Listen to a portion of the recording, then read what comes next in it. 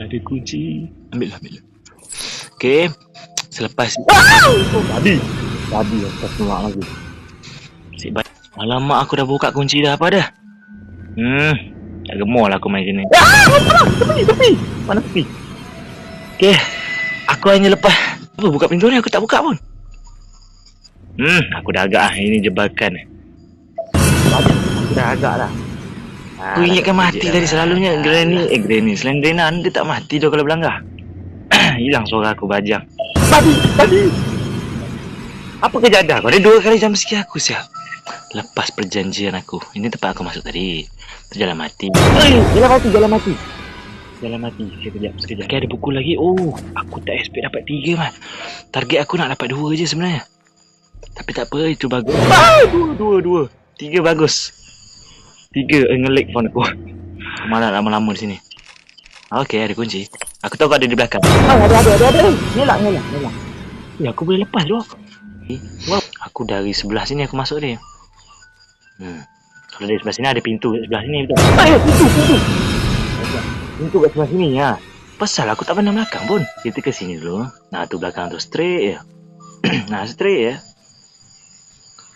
Tak pun kita kena balik semula. Balik semula. Ni speed. Ni ya.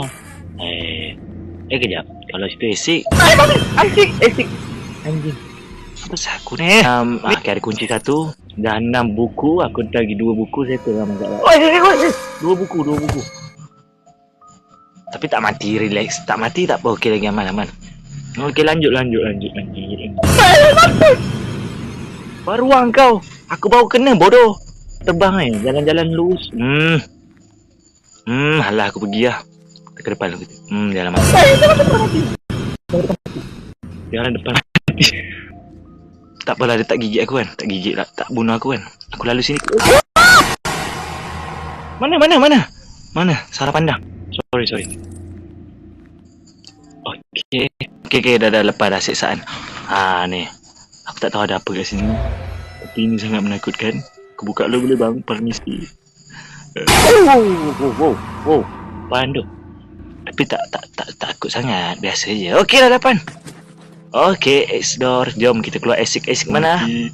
Jangan mati. Aku dah tak nak main game ni 2 kali, Mike.